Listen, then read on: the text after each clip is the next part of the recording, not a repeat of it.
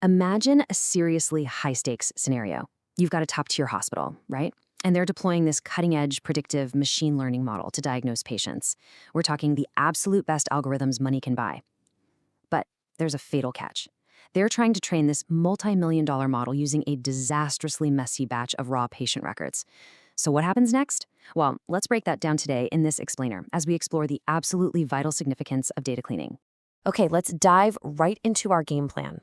We're going to look at the true cost of messy data, fixing outliers and duplicates, handling formatting and irrelevant data, what to do about missing data, normalization and standardization, and finally, the clean data advantage.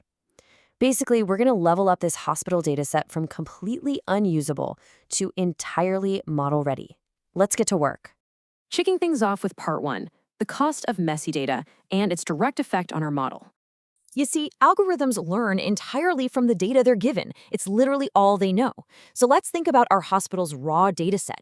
Even at just a quick glance, the errors are totally glaring. Take the age data, for example. We actually have a patient listed as 250 years old. Unless we're secretly treating a vampire, that's a massive, massive error.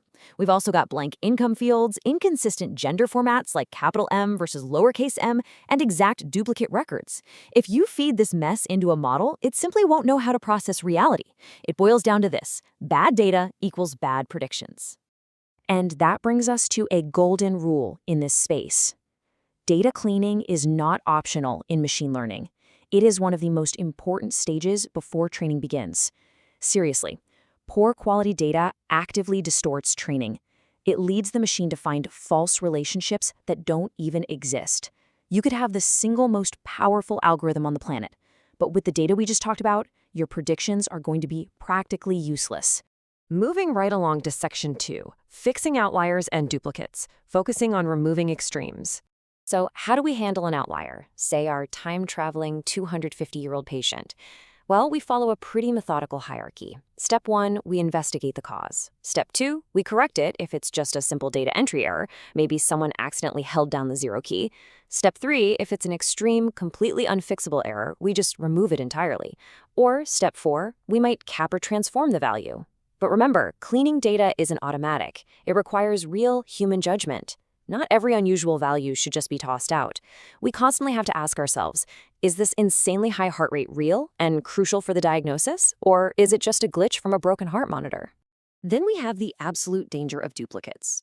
Imagine if a patient's record is accidentally cloned 3 or 4 times in our training set. The model doesn't know it's a mistake. It just blindly gives that specific profile extra weight. This overrepresents certain patterns and drastically reduces fairness in training. It actively skews our healthcare model. We absolutely have to remove or merge those repeated records, so we keep exactly one valid record per case. All right, section 3, formatting and irrelevant data. We need to filter out the noise. Next up, we really have to tackle formatting. We've got to convert text states into one uniform format so the computer doesn't get confused. We need to standardize our categories, meaning the word male, a capital M and a lowercase m, all need to become the exact same value behind the scenes. And when necessary, we change text string into numeric encoding. By standardizing these formats into uniform, machine-readable categories, we're basically speaking the algorithm's language. This allows it to actually learn cleaner, much more meaningful relationships. We also have to deal with irrelevant data. Honestly, this stuff just adds noise. Take a patient ID code, for example. Sure, it uniquely identifies someone in the hospital system, but it adds absolutely zero predictive meaning to a health outcome. The algorithm definitely doesn't need your random ID number to predict your risk of illness, right? Filtering out those irrelevant features entirely is always the best move because it improves performance by letting the model focus purely on the useful signals. Which brings us to section 4, handling missing data, specifically those pesky blank values. Now, this introduces a really critical decision point, and it comes with a clear trade-off. What exactly are we supposed to do when patient records just have blank or unavailable fields? Option A is deletion. You just delete the records with missing values, boom, gone. It's incredibly simple, sure, but you might end up throwing away a ton of potentially useful data. Then there's option B, imputation. This is where we fill in the missing gaps using a sensible estimate, maybe calculating a mean, median, or mode. Imputation is great because it keeps more records in play, but it introduces estimation error because, let's face it, we are essentially guessing that missing value. So how do you decide which route to take? You really have to ask yourself a few things. How much data is actually missing? Why is it missing in the first place? Did a patient just refuse to answer, or did a machine break? And how important is that specific feature to the final outcome? You have to make this choice super carefully. A lazy choice right here, it can fundamentally skew your entire final model. Okay, almost there. Section 5, Normalization and Standardization. It's time for rescaling data. Now, the problem we're solving here is mathematically striking. Take a salary value of $100,000 compared to an age value of, say, 5. If we feed this directly into a computer, massive numbers like that salary are going to mathematically dominate tiny numbers like age. The algorithm is going to think salary is vastly more important, literally just because the number is bigger. That is, unless we scale them appropriately. To fix this imbalance, we use something called normalization. This simply rescales our values into a fixed range, very often from 0 to 1. It's a really straightforward preprocessing step that levels the playing field. It makes our features totally comparable, and the best part? It does all of this without changing the actual, real-world meaning of the underlying data. Alternatively, we have standardization. This method transforms the data so it has a mean of 0 and a standard deviation of 1.